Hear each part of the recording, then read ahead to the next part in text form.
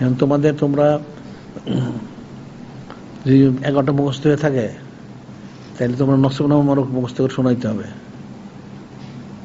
এটা 22 জনের নাম মোবারক, 22 জনের নাম তো অনেকের নাম তো জানাই আছে, এটা মুখস্থ শোনাইবা। এরপরে সাজদা শরীফ তোমরা শোনাইবা।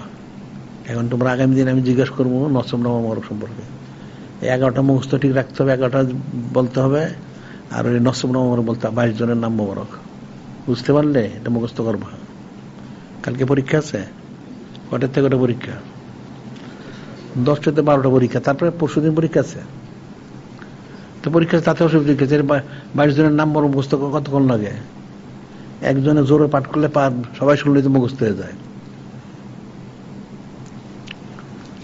তারপরে তোমরা ওই যে প্রতিযোগিতার সময় মুখস্থ করছো না, তেমন ভুলে গেছো কেন? হ্যাঁ, এটা প্রতিদিন পড়লে যেমন ভুলে না, মুখস্থ থাকে। এটা মুখস্থ শোনাইতে হবে।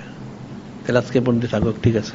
হ্যাঁ, ও কালকে না, আচ্ছা আচ্ছা আচ্ছা, হ্যাঁ কালকে তো জাকাতের আছে, আলোচনা আছে আরেকটার থেকে।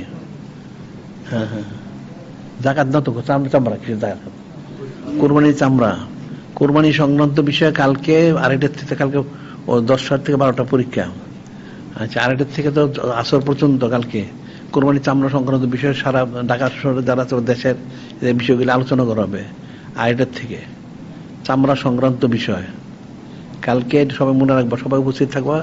আর যাদের কি যাকে যা বলা হয়েছে সেই জিনিসগুলি যেন তারা ইয়ে করে। যেমন ওই যে ছুরির কথাটা বলা হয়েছিল, রশিদ বইয়ের কথা বলা হয়েছিল, এর ব্যাপারে যদি লোকের চাহিদা থাকে সেটা বলা হয়েছে, এগুলি যার যা সেগুলি যেন তারা সবাই পেশ করে। আর প্রত্যেকের অঞ্চল ভিত্তিক যে তাদের প্রতিবেদন, সেই প্রতিবেদনের জন্য দেয়, বা তারপরে রাস্তার উপরে সড়কের যে বিষয়গুলি এগুলো যেন দেয়। কালকে 2:30 থেকে আসর পর্যন্ত, আজান পর্যন্ত আর কি। ঠিক আছে।